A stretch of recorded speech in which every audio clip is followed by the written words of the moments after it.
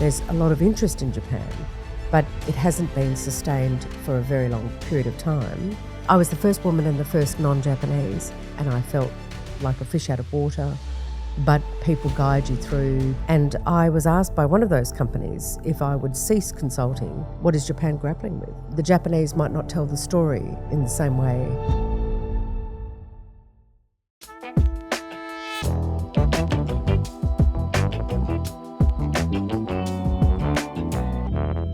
Welcome to Unpacking Japan. I'm Toby, and I'm sitting here today with Melanie. Hi, how are you? Good, yourself? No, I was just going to say not bad, but actually I'm very well. Thank you so much for coming.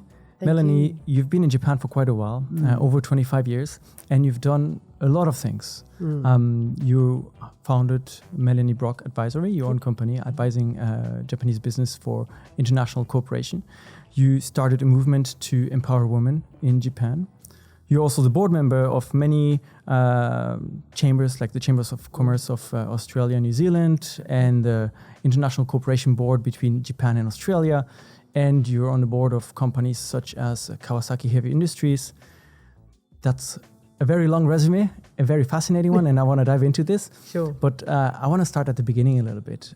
How did you get to Japan? What brought you here? Yeah, it was funny actually. I had a coffee just before I came in, and I just ordered, and the guy behind the counter said, "Oh, your Japanese is so good." And of course, you're used to that. Nihongo jozu. But and I said, "Oh, I really can't, speak Kansai Ben, the dialect." And he was like, "Oh, well, we can teach you." And I was like, no, I'm actually fine with the dialects I know, because that was where I really started, was in Hachinohe in Aomori, when I first came to Japan. And so I'm quite familiar with how a dialect, is introduced to your Japanese language learning. And in my case, that was in 1982, which is ages and ages ago now. But I came here as an exchange student with the Rotary group. Okay. And that was, so I guess I was 17 at the time, and I'm turning 60 next year. But so basically since 17, bar a few years where I've lived back in Australia, I've been living in Japan. So I said to this guy, I've actually worked really hard at my Japanese, because sometimes you don't know what to say when they do that whole Nihongo jozu thing. Yeah, you don't know, it's right? like, I actually tried really, really hard, and I studied formally for like 7 or 8 years or something. But of course, with Japanese, it's always so wonderful, and that you know that you're never going to be perfect, so you're always sort of like endeavouring to get better. But when I first came when I was 17, I didn't speak any Japanese. And so, of course, the dialect was the first language I picked up. How is Aomori dialect? Pretty tough, like as in rough and tough, and it's because it's such a cold, area. They don't articulate much? They just keep their mouths closed and what have you. So and the words that I now know are not softened, like yokatta in Japan, in Aomori or in Hachinohe is igatta. So it's all that flattened like vowels and consonants and the like. But in any case, I didn't know the difference because I didn't have any Japanese at the time. And I'd studied Italian and Indonesian at school, which is quite ludicrous because I don't have any working, like I couldn't speak Italian today. Even if you started speaking Italian, I'd have to fudge it, and less so with Indonesian. But it was a Catholic school, and so the nuns offered Italian, and a beekeeper's wife was from Indonesia, and so she taught us Indonesian. So interesting. When I went for the Rotary exchange sort of like selection interview, they told me later that they noticed that I had these sort of like, that I loved languages. And there'd always been this experience with students through Rotary and other programs, of course, as well, that the language is really quite hard for people to sort of get like used to. And so they felt that the Indonesian and the Italian experience would put me in good stead, which it probably did, because you're sort of familiar with how a language plays out and what you have to do. But it didn't help me on the day when I first arrived. When you landed in Aomori and they just... In the middle of January, freezing, homesick, 17, in 1982, so no internet, certainly no texting, no phone, I was allowed to ring mum and dad the first night, I think it was, and I just remember feeling so removed from everything, really. So yeah, it was ages ago, but I can still remember very clearly how much of a fish out of water I was. So what was it that from this very first, very rough experience you had on the day you arrived that led to you being still here so many years later? Yeah, exactly, I know. Well, you know, like any experience where you're supported by a truckload of people too, you know, the families were very kind to me. The school teachers and the system that I was supported by meant that people, you know, like without knowing that you were really struggling, because we just simply couldn't even understand each other. But, you know, they were so gentle in the way that the language was taught, you know, your understanding of customs. And so I look back on that time and I think I just probably didn't understand a lot. But you feel that people want you to survive and do well and succeed. And so I'm still in quite close contact with many of those people that I know from 1982. But I think in the end, for me, it was probably the language. I just felt this frustration at not being able to convey anything, quite frankly.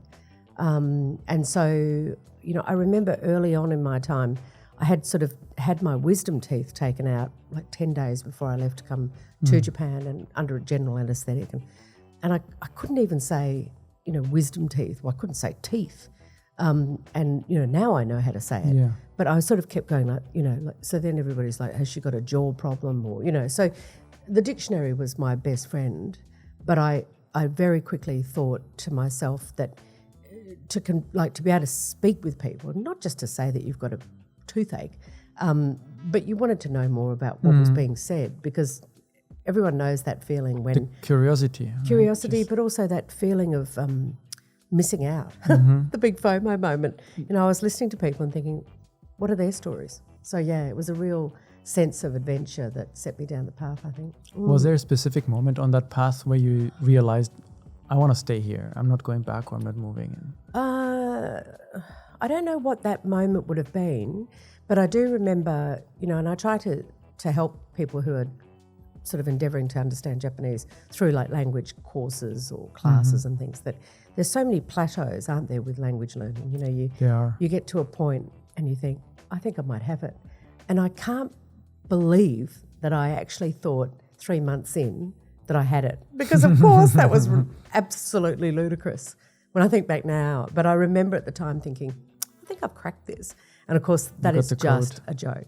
Yeah. Because even now, I mean, and you know, the other day my grandson, who's 8, he corrected me very gently on something that I was, you know, in my Japanese usage, and I thought, oh, see, it's just this long journey that never ends, basically. It never ends. It never ends. I don't think it will really ever. And maybe that's the joy of it all. Maybe that's the fun. I don't know. But I don't know.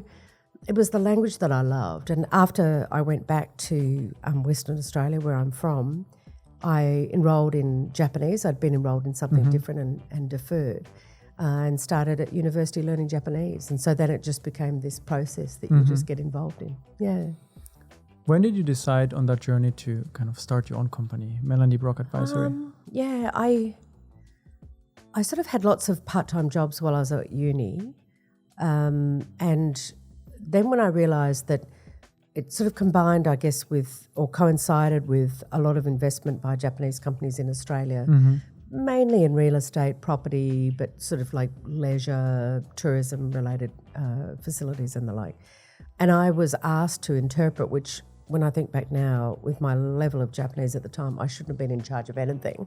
But maybe not that many were even at your level at that time. Well, you know, and also then maybe there's only 1 or 2 people who can do the interpreting, but then you get a sense for the person and they say, oh, you know, you can come back again. And it was probably at that time that I realised that there was a need for language services, translation a lot of the time. So it was probably that sort of getting work and then realising that you could build that into something. And my now ex-husband, my husband at the time, he also came from Hachinohe, or he comes from Hachinohe, and he came to Australia and he was doing some work looking after media companies. There were a lot of commercials that were being filmed in Australia at the time, like the Mild 7, you know, cigarette commercials over the beautiful coast of Western Australia and the like. And so we sort of started this business where people would contact us. Oh, interesting. So that's probably that company is dormant in Australia, but it's probably the first part of the business really in my mind. The prequel. Yeah. So that was in 1980-ish, probably, somewhere around there. Yeah. So the company grew from that, and then you kind of turned it into being the key point in between Australia-Japan relations in a way. Well, I was very lucky because, you get asked by, say, for example, the Premier of the state or, businesses that are looking to do work in Australia. And I used to listen. And of course, in between that period, I went off and did my master's in Japanese because I realised that my level was just, it was okay. I could, fluff about and what have you, but you really needed training in that. So I went and did my master's in interpreting and conference interpreting, so that's simultaneous, and also in translation, which I'm not very good at. But I realised that, sometimes, and it's always been part of my problem with me as an interpreter, was that I used to be thinking, no, I wouldn't be doing it that way, or maybe they need some advice about this, or Japan's probably better approached this way, or maybe that's a better sort of manner. But so I think I realised that I probably wasn't ever going to be as proficient as some of the like super duper interpreters who are fantastic.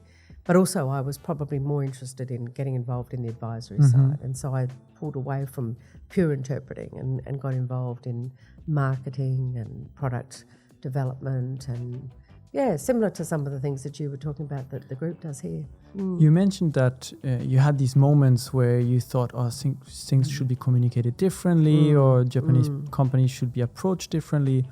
Can you elaborate on this a little bit? Yeah, I mean, it's, cross-cultural learning 101, I guess, and we all battle with it because, no one's perfect and what have you. But, sometimes Australians are much more straight shooting. They're a little more forward-leaning in some ways.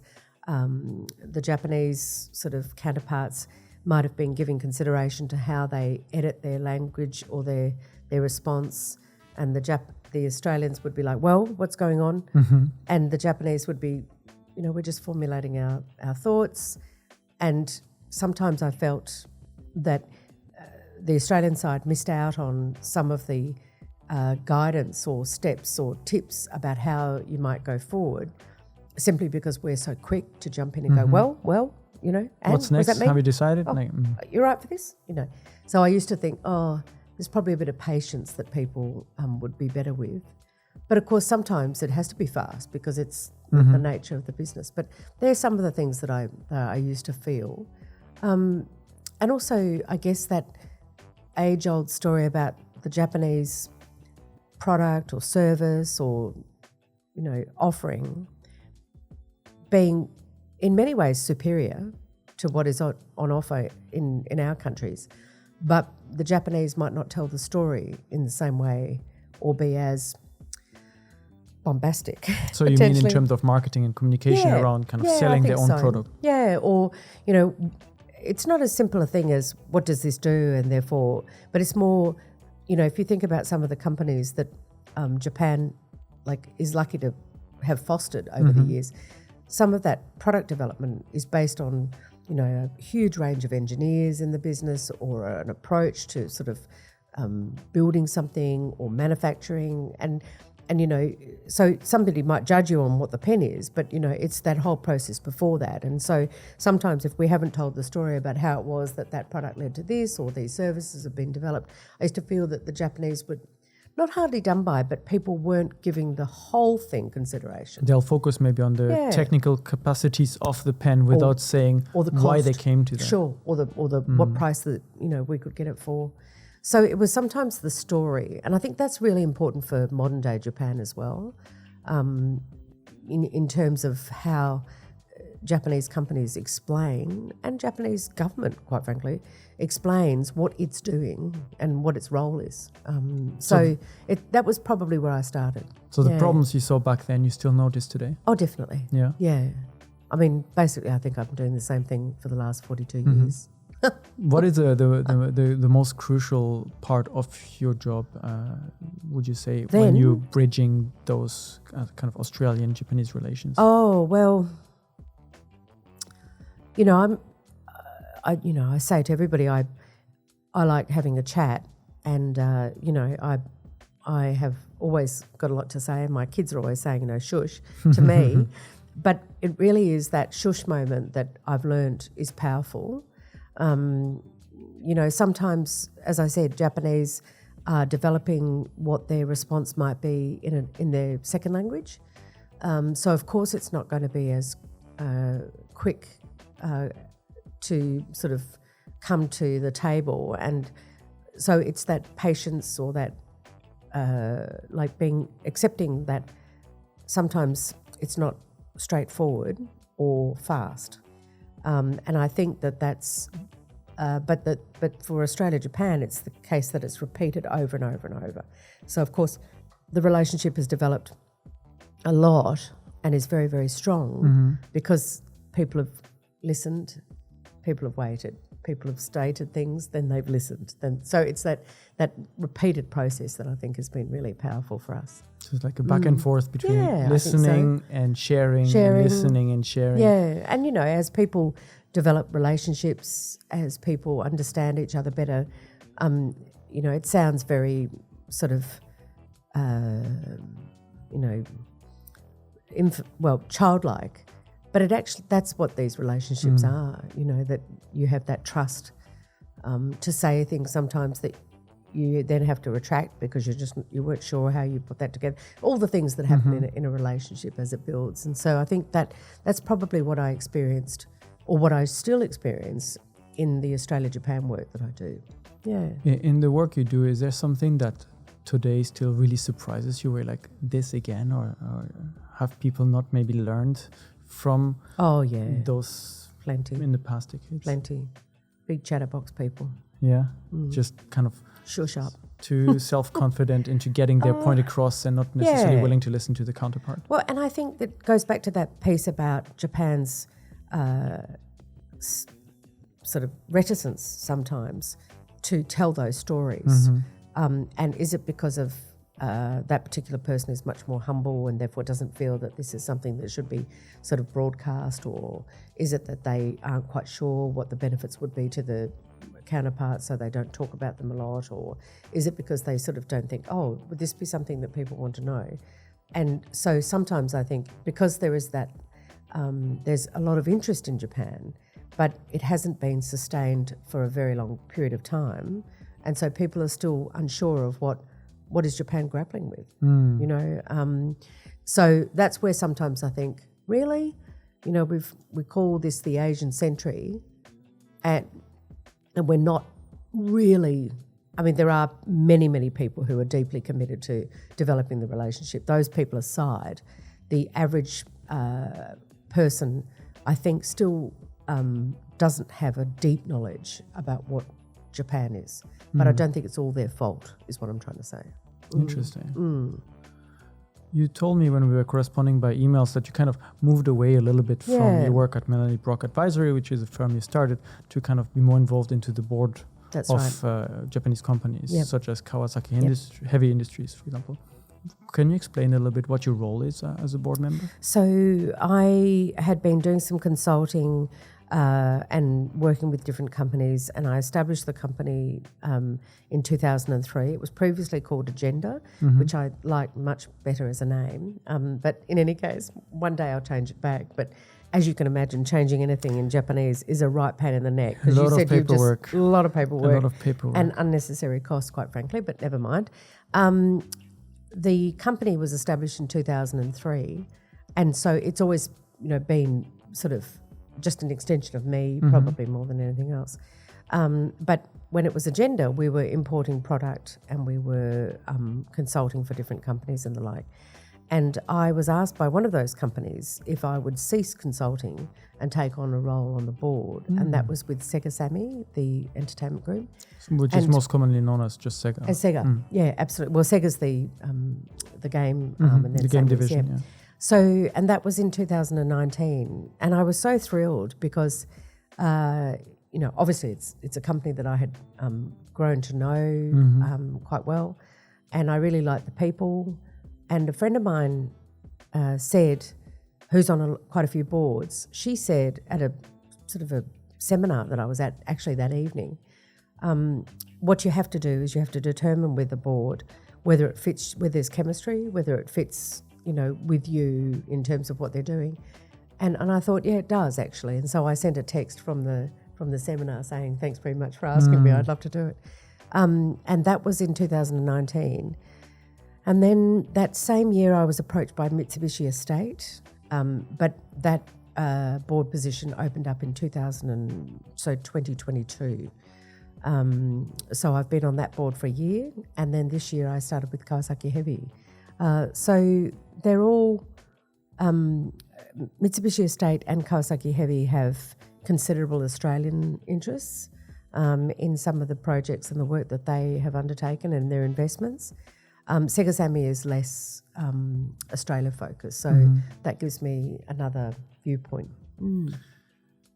Now, for me, if I imagine a board, I imagine maybe a room at the top of the building where the headquarters are, a big round table, and a lot of, in Japan, mostly gentlemen in black suits sitting there. Or navy blue. Or navy blue, and having very long meetings. What exactly is your role now that you're on that board, and like what happens when you're working with them? So I think the role of a board director in Japan is constantly changing.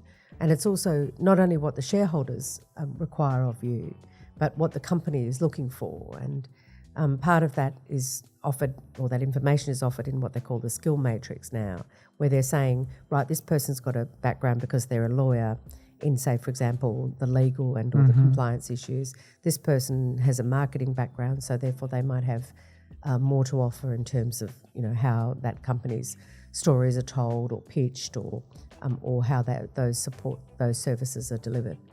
In the same way, financial, people with a strong financial background might be involved in the audit side of the business as opposed to being on the director.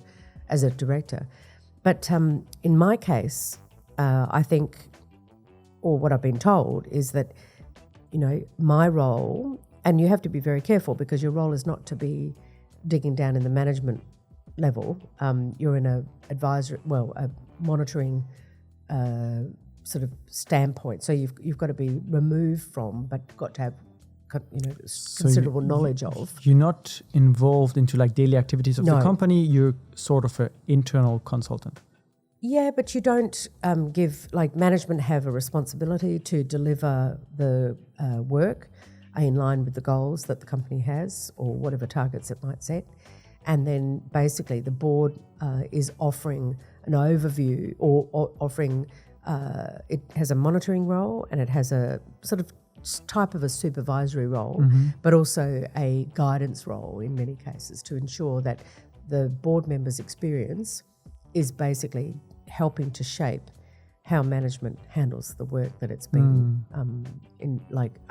that it's undertaking.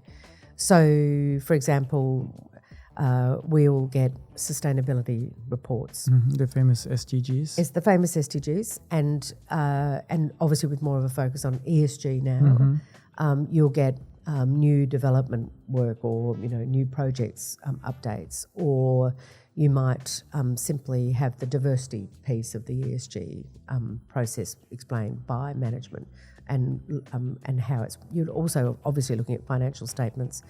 And the earnings, and if there are any issues, you've got to discuss those. But what's been very, very interesting for me has been that process as it's changed.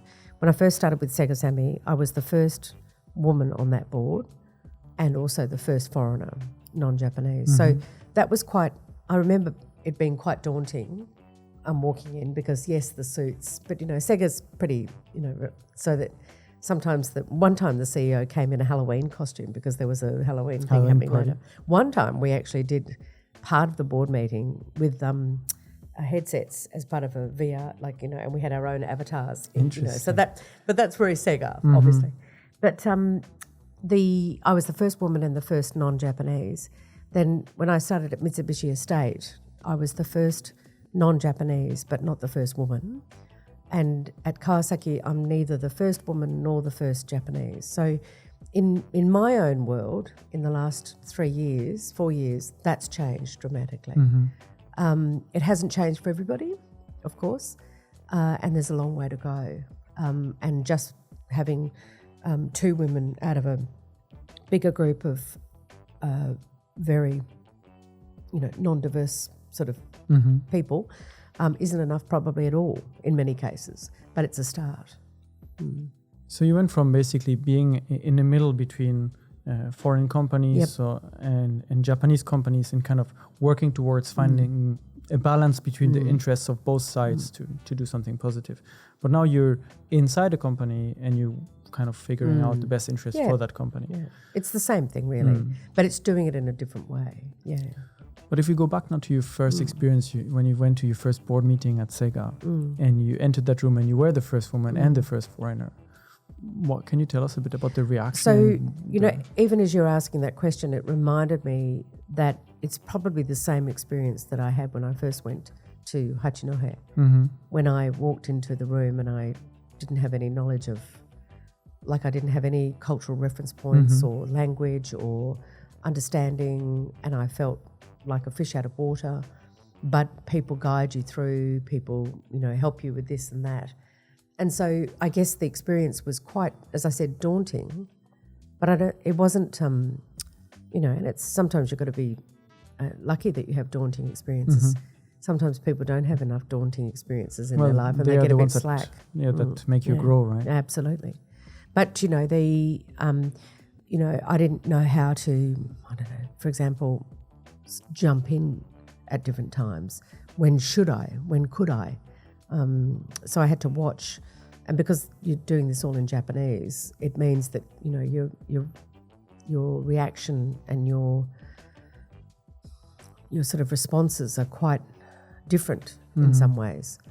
But I bowled it on. I tried my hardest, But it was, I do remember it being quite, as I say, daunting. But it wasn't that was because anybody had set that up. It was just that it was unfamiliar to me. And now 4 years in, do you feel like you've been able to make an impact and kind of really contribute to some change perhaps? Yes. We've had a lot of guests on the podcast that told us they don't see their role as a foreigner in Japan as to making change, but bringing kind of foreign solutions or foreign perspectives and perhaps making small waves. How do you see your role on Probably that board? That. Yeah. But I do think that, for example, in terms of yesterday at Kawasaki Heavy, we had a diversity D&I event, and it was the first of this particular nature, but it was a really important start in this new sort of process. And so, and as part of my role, I said that it's all very well for everybody to think that foreign countries are doing it perfectly, but we are simply not. So I don't ever want to be part of a thing that is the whole, Japan, tut, you've got to get better at this. Because of course Japan has to.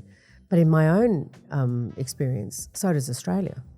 And so do many other countries. No one has it down pat. No, they don't. And so I don't want to be part of anything that puts extra pressure on Japanese, or that it highlights, what others sometimes have done, I think, and tried to make it look like an inferior circumstance.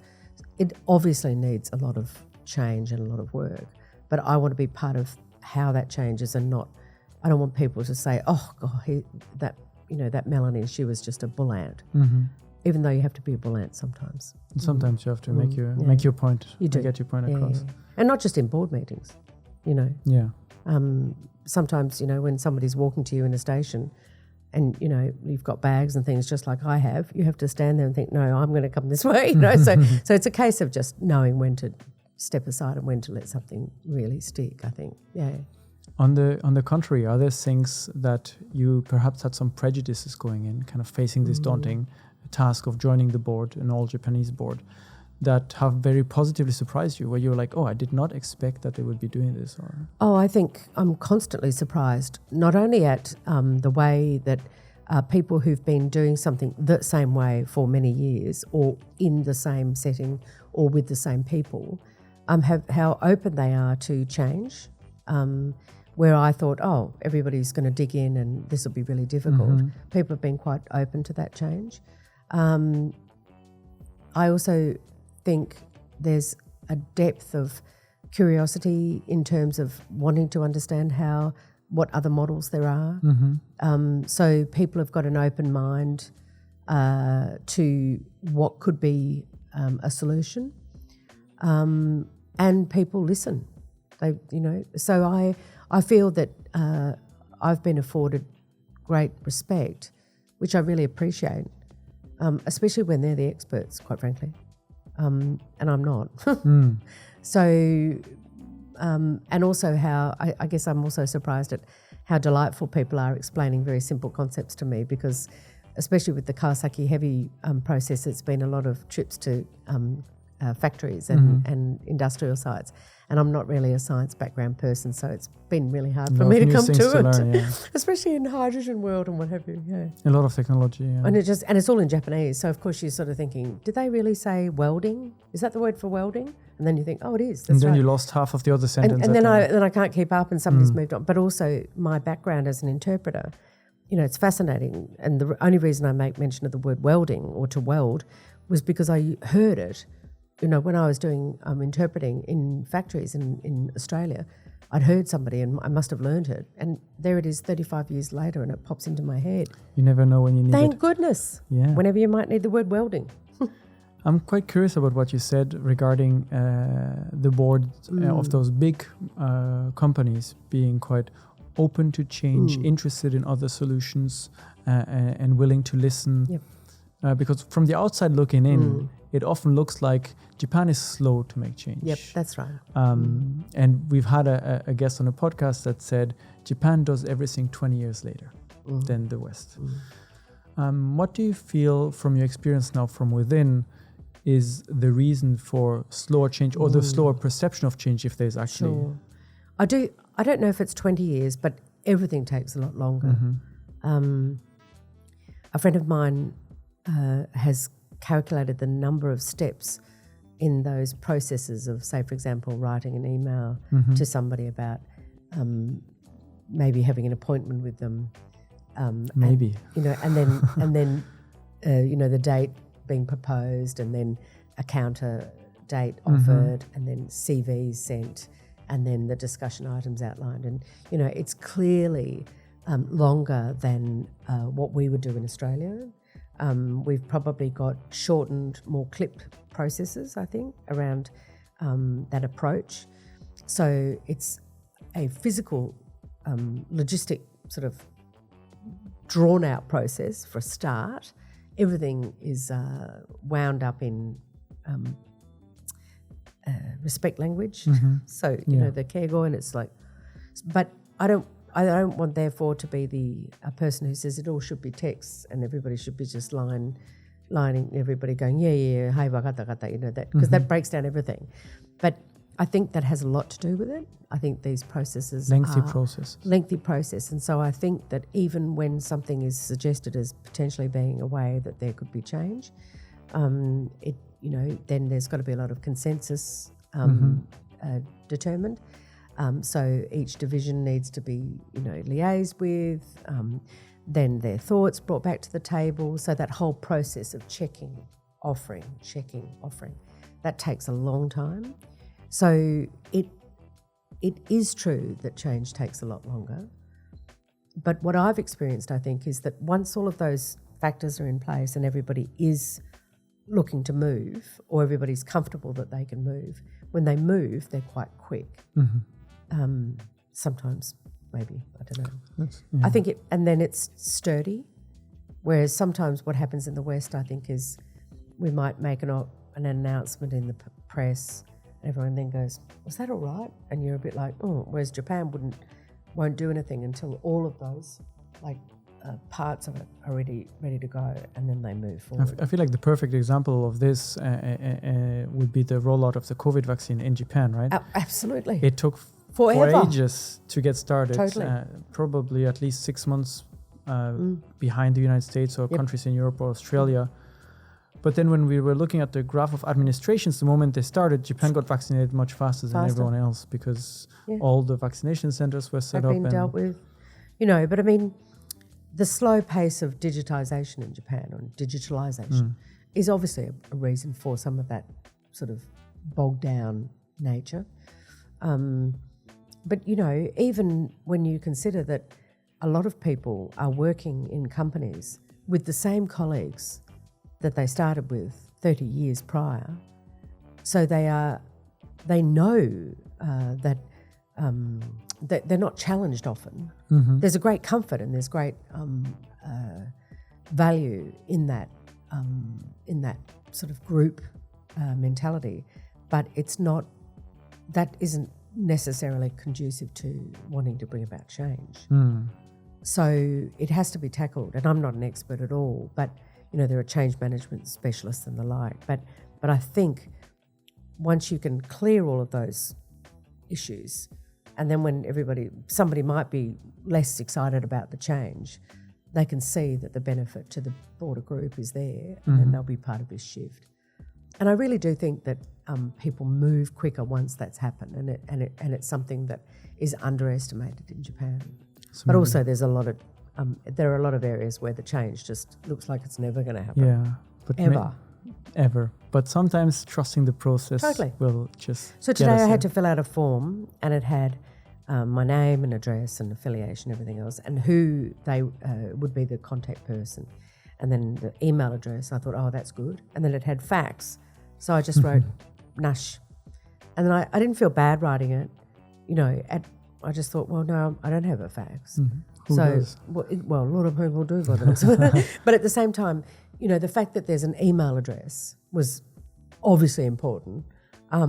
So I just thought, oh, well, but one day will come where we're not writing fax as being something that you One day we will celebrate that day. But Big Camera still sells them, so obviously it's something that people want. Not 2024. Probably not 2024. Might even not be 2034. But who knows? I want to move to another topic where you put a lot of your time and effort in, which is empowering women in Japan. You mentioned that you were the first woman on the board of 2 of those companies, and if we look at statistics, there are very few women in executive positions in Japanese companies, very few women in executive positions in the government in Japan. I think the recent cabinet had no woman at all. And Japan consistently ranks among the lowest country for gender equality. Can you tell us about the work you're doing to change that? Yeah, I mean, I would love to be, I would love to do more. And, sometimes, even yesterday, I was listening to a colleague who's an auditor on the Kawasaki Heavy Board. And she has a very long background as a member of the Ministry of Labour, Health, Labour and Welfare, I think it's called, isn't it? Korosho. And she was speaking about the change that she experienced in 1985 when the basic law, was established in Japan that the Danjo Equal Opportunity Act, I think it is that one. And so I think people like her have experienced greater change and done so much more in a physical and structural sense in Japan. And so we need to remind ourselves that they are the true champions of change for Japan. And there are a lot of men who were very supportive of the processes that Japan's gone through. But it is clearly not acceptable that these, that 57 or 54 deputy minister, vice minister roles were announced by the Prime Minister, and not one woman was in that group of 54. That's clearly unacceptable because it doesn't represent our society. It doesn't represent Japan as it is today at all. Well, I think Japan has 51% of women in terms of population Absolutely. Split.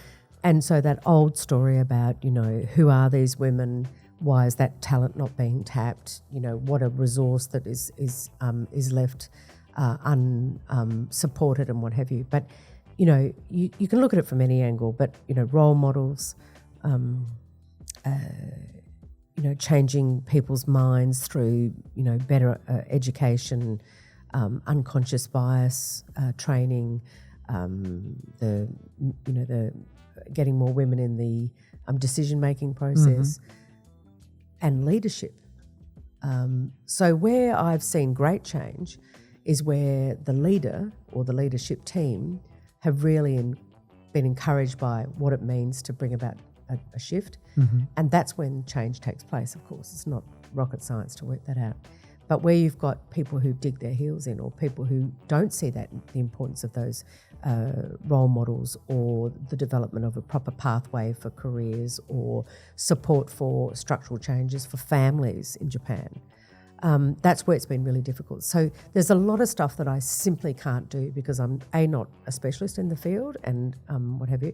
But when I think about the role that I have and the fact that I'm now in a position where I am in the room for some of these conversations, I think that I have to take that really seriously, and I think it's my job, and it's my responsibility. I also care less about what people say. So, sometimes I'll say, I don't think it's right that 54 vice ministers have been chosen without consideration for the gender balance, at least. And people say, oh, Melanie, maybe you shouldn't be making those conversations, and I think, no, I have to. It's very interesting, right? Because, publicly in Western media, Japan has been heavily criticized for that. And this Gender Act, Equal Opportunity Act you referred to, you said 1985. Yep. So that's already nearly 40 years ago.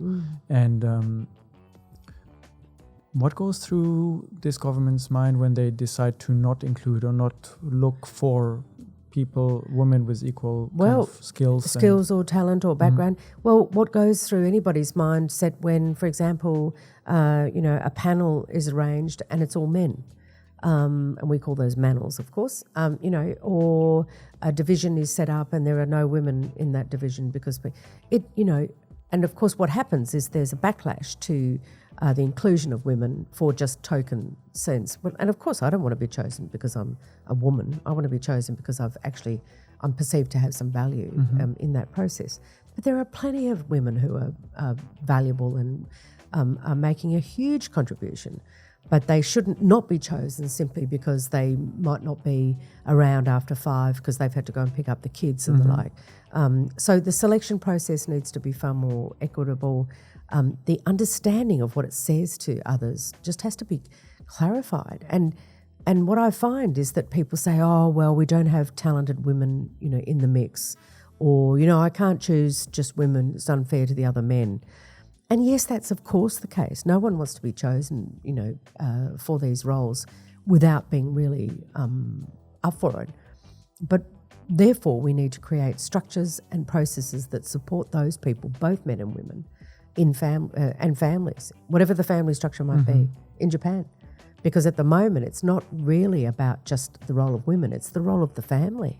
And whatever that family looks like, it might be a bloke with a dog or a woman looking after her elderly parents, or, a couple without children whose brother needs support, or, that's a family, isn't it, really?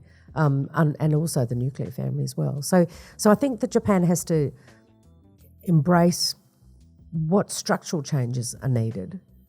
Is this conversation about the role of women in society, in companies, and as equal contributors something you've been able to bring to the board of the companies that you're on? Definitely. I mean, they're thinking about it. They say, for example, it might come down to how paternity leave is supported, such that when people, have a family, like another family member coming along, the group knows exactly at what point that person needs to pull away from a project, and how therefore there's another person to substitute that group. And of course it doesn't happen perfectly. People feel, and of course, it's all very well to talk about big companies, but a lot of Japan is actually SME. There's small companies that don't have that luxury. But I think that's where some of those really nimble, smart, forward-thinking owners or founders or managers of business have said, we have to change. We have to incorporate these structural shifts to allow for families and men and women to have more time with their families, because that's another thing in Japan. It's a long road. Yeah. It's a long difficult, time. You know, people are out of the house for long hours, much more than where I'm from. Yeah. What are some of the positive changes that you've seen since you've been able to kind of get involved into that discussion? There's just simply more discussion about it, and I think the regularity. So it's repeated more often than perhaps it had been in the past. It's not seen as just being, we've got to, there's a tendency for people to think that it's got to be talked about because somebody's going to ask us about it. But it's not that. It's a real business-based So there's decision. the beginning of an interest there's a realization that this needs to be addressed and solutions need to be found, and kind of the point you were talking about, the need for restructuring to facilitate this equality, because the current structure in place, which dates back from decades ago, is not facilitating women to come into positions of... No, or men. Some men don't want to be in these roles whereby they're taken away from their family. Some men want to be able to be part of the home, like go home at 5. They prefer to be early or have, the half day and go and be with the kids as the school finishes early or what have you. But, but I don't think, the other thing I think what happens when it's a discussion about what's different between Japan and the West, in that big group that everybody clusters it all in, is that, Japanese society is quite different in many ways, simply because, say, for example, my granddaughter sometimes needs to be picked up from kindergarten at like 12:30, because she's only been dropped off at 9 o'clock. So, there isn't much option for my daughter-in-law to work. And then some days they'll do something on a Saturday and then they get the Monday off, but they can't just put the kid in like a daycare. And there are not enough daycares. There aren't enough daycares. So it's structural, and we need Japan to do that. But and we need everywhere to do that too. It's not, this isn't something that Japan is grappling with on its own.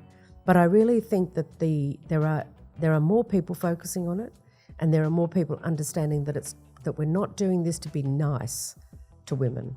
We're doing this because it's right for society and it's right for our society. And so I'd like to think that I'm part of that. There are many, many things that I go, oh my goodness, that is not what I was talking about.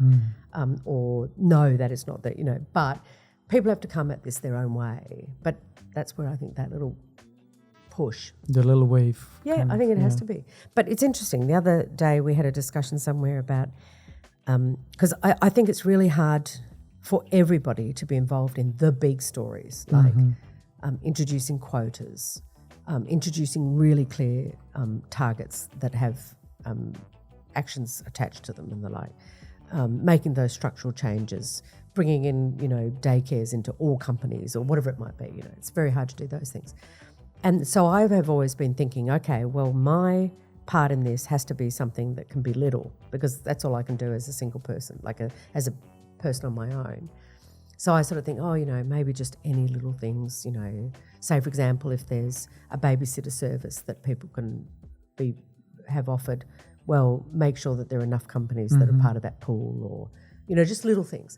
And the other day this person said, you know what, those little things just will never be enough. We have to have big and little. And I think that's the case. I think there has to be a real shift. The Prime Minister needs to say, right, what is it that we need to do to support women as political aspirants? Like, what do we need to do to make it easier for that selection process for women? And how do we get more people to come to vote? But that's interesting, because on your first point, if you ask women in Japan what should be done, I'm 100% sure that all of them will give you an answer. They've got plenty of ideas. Yes. Plenty. So it baffles me that the government struggles to find solutions to kind of address the issue. Or they come at this with and that's back to the decision-making process, isn't it? Because if you ask a great range of people for their views about something, you'll get a great range of ideas. If you ask the same people for ideas, you get the same ideas. And they could be really talented. They are really committed people, but they're basically coming at it from the same point of view. So, if you look at the response that the government has had to the Tokyo Metropolitan Government's commitment to freeing people up from having to pay for any education costs associated with the third child. Well, a lot of people interviewed on the TV that I saw were just like, well, actually, we cannot even consider having a third child from financial reasons. So as much as it's all very nice that you came up with this idea for us, actually, it's not what we wanted. So who are they listening to? And so, you know, it baffles me too. But I think don't be too critical. The fact that there was an idea about something is important. We now then need to say, okay, like 5 out of 10 potentially for having come up with an idea, but let's find an 8 out of 10 suggestion. Let's take that and do the typical Kaizen and kind of improve it and kind of get it. And then say now it's a model. Mm-hmm. And all right, you all of you other governments, you have to do this too. And that goes back to the process. Takes it back to the process, Take some time. And that's the part. So, you know, it's very easy, you know, sitting outside the process to say, oh, yeah, you know, they needed more ideas. But clearly, you know, and we've found that, you know, studies show that where there is a greater level of diversity in a group, the group's ideas are always better suited to the broader group and are more effective and create profit for the company too. So why wouldn't you do that? Generating or being involved into those discussions is one thing you do, but another thing that you do with Celebrating Women of Japan is highlighting all those superstars that are doing very amazing things. Can you tell us a little bit about how that got started? So it was quite interesting. A colleague of mine put forward a process in Australia called Celebrating Women, and I thought about it, and they were all really smart women and gutsy and, you know, fantastic to see. And then I realised that what I thought was missing in Japan's case was that people don't see what women are doing. So people will quite often say, oh, I came to Japan, I was in some meetings, and there were women serving tea, and there were women at the reception, but there were no women in the meeting. Japan's hopeless. And yes, it is hopeless, we know that, but in many ways. But there are a lot of women who aren't seen by those people, who are highly regarded, highly educated, and very much respected, big parts of Japanese society. And I thought some of those people are they're very much invisible, and they have a really important role as a woman in society.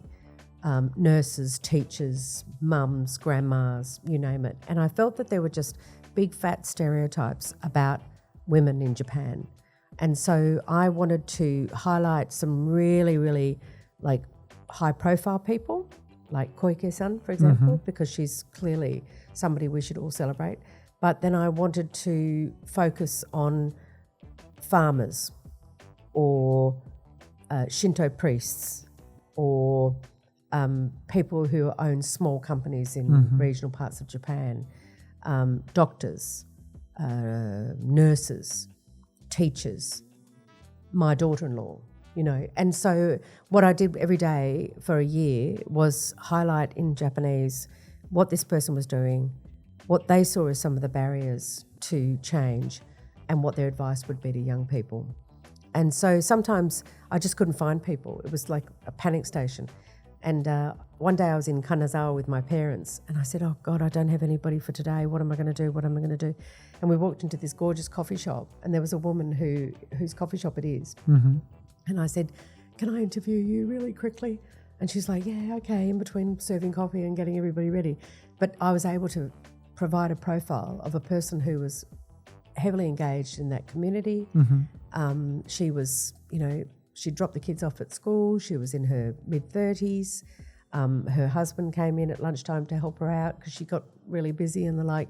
And it was a great story about the average person. And so that's what I wanted to do. But as I say, it was something I did with a lot of help from people who were sending in names of people and who should be, you know, highlighted and what have you. And I did that for 365 days, and then I let it go because it was just enough. But we did it in Japanese and English. Yeah. 365 interviews. Yep. 365 women giving advice to other women. So it's a great database, quite frankly. And we pulled that into a website so people can go and have a look at that. But, you know, it's really clear. Most of the advice was the same. And most of the areas that people saw as being barriers were the same. Lack of childcare, lack of structural change, lack of awareness of the main issues faced by women, lack of women in decision making, lack of women role models, blah, it was all the same. It was basically everybody was. So what was the advice then? The advice is sometimes to find your network, like to create the base of people that support you and to believe in that and work hard on that. To believe in yourself, not to give up and not to be too inclined to sort of be perfect, which I think is a real issue for a lot of women in Japan. Is there's this pressure to do everything sort of properly, and that not everybody's a super woman, super mum, super anything, and that people should just take it at their own pace, learn, study. Yeah, it was great. That it's okay to just be you. Just be, yeah. And it was terrific. There were, it was a really sort of community-based, and I even had word from Twitter that for a site or for a Twitter account, it had really, really low level of abuse and what have you. There wasn't much at all because it was so, not friendly, but it was just so, it was so gentle, a project, that people were just happy for it to, and people were waiting every day. And we got quite a nice following. Which is rare on Twitter. Which is really, really unusual. And of course then you get all those, dopey people writing and saying, oh, can you introduce me to this woman? And I'm like, oh, for God's sake. But, so I'd love to do something again, but, it's hard. Looking back at your experience in Japan, and if someone that is listening to us is kind of thinking of moving here or has just moved here, what kind of advice would you like to give them to kind of get started or find their roots here in Japan? Just do it. Sounds like a slogan from a company we all know. Unfortunately, I don't really want to use their slogan, but I think we can take it as being our own advice as well. I think that, obviously you've got to, the structure means that you've got to get the right visa and you've got to, it's hard to find an apartment in Japan because of the whole guarantor system, key money. And all of that nonsense. But it has to have gotten better in the last, few years-ish, But in any case, there are ways and means around things today that we didn't have back in the old days. I think that it has to be a case of people just taking that risk sometimes. But you've got to, maybe my advice would be to know what it is or to have some sense of what it is that you want out of something, and make it, so if it's a 3-month journey, then you've got to have a set of goals around those, the 3 month. If it's I just don't want to live where I am now and I think I want to be in Japan for the next 5 years, then it has to have a different set of goals. But I would suggest that people duck out of Tokyo. And it's been really interesting coming here today because I've felt that there's a different community that's very different to Tokyo. Different, yeah. Very different. Not just the dialect. I think the approach or the, there's a level of energy in Osaka that's quite different. A bit more directness, like in I Australia. think, obviously, yeah, very much so. But I think that it's not even just about Osaka. I think it's about, there are a number of regional cities in Japan that now would really much welcome the commitment of a person to go and work in their area. But it probably makes it harder. So, but push yourself, I think, would be, especially for younger people, open yourself to some opportunities and learn the language. The language. Learn it. Do not believe those TikTok people who say you can do it in 2 months. That is absolute rubbish. But you learn the language. Get in there. Just really throw yourself at it, because it'll bring, it gives you back more than whatever you give. And learn to accept that you have a very different role here and that your language journey will literally last until you die. But get at it. Get at it. What's next for you? What are the things that you still want to achieve? Well, I'm really lucky. This year I managed to finish my house. I built a house. Congratulations. Thank you very much. And it is a constant source of kerfuffle because it's still a mess. I've been in there now for 6 months, and I would like to get it at a point where I can just sort of be more relaxed up there and what have you. But I think, I'm not quite sure what's next, but I think I might like to write more. I write a column for the Australian Financial Review, which is a newspaper in Australia, and that's shown me that I actually quite like the longer... The process. Yeah, I do. And tweeting is fun. Like and sometimes I regret what I write, but anyway, that just goes out, then I leave it for later. But I think I wouldn't mind looking at maybe writing. I'd like to spend more time with my grandkids, but I think I can do that because of the way that the board structure sort of supports that. It's now not a full-time job. It's more work than probably a full-time job, but it doesn't all come at one day or 1 week. So I get that little bit of flexibility. How do you balance the 3 board positions at the same time? Well, I'm very lucky in that at this stage I haven't had any problems with clashes or anything like that. But it's a process of managing, like just keeping on top of things. But I really would like to spend more time, I guess, knowing more about what the board, what the business is. Sometimes I feel that, if you're rushing at things, you don't get that deep learning time. And I think that's something that it will be really important for me. Understanding how hydrogen works and absolutely. See, more I about need to welding. know. I need less about welding, potentially only because there are people better at it than I will ever be. But learning about, I'm fascinated with the transition and the decarbonisation process and where Japan fits in that. And so some of the boards, that I'll be involved in are looking at that, obviously. We're looking at the process of diversity and changing that. And so I'd like to become a little bit more maybe, structured in terms of what I can do. So still plenty of things ahead. Plenty, yeah. Well, and I'm turning 60 next year, which is apparently a big thing. Well, it's a big thing for anybody, but it just feels like you're getting a little bit older than you thought. Well, you don't look like it. Oh, that's very kind. See, I knew I came here for a reason. Thank you, Melanie, for coming, for sharing all your insights into Japanese companies, into gender equality in Japan. Is there something maybe that we haven't touched upon today that you would have liked to share or discuss a little bit more? I guess the only thing would be that the board roles are really something that I enjoy, but it's not there's a tendency on the part of some people to make them the pinnacle, and that. So I think we have to be mindful of the fact that being on a board is lovely. Like, I'm very, very grateful, but it doesn't make me a better I'm not a champion because of that. So getting to the board role is not the end in itself. It's just the beginning of kind of starting to influence. But I also think that there are a lot of really, really valuable people who just don't happen to be on boards who we should be listening to as well. And so a couple of, people have been, like, I'm on the board of this and I'm on the board of that. And I'm like, yeah, okay, that's fine. But that can't be, like, there are probably more important things that you should be using as a step to bring about change or to. And so I think we've got to be a little careful about making, not have too many preconceptions about the role of board member. Yeah, obviously I take it very, very seriously, and as I say, I'm very grateful for the roles, but there are a lot of other things that I do that are equally, if not more important, like being a mother, like being a grandmother, like being a daughter, and what have you.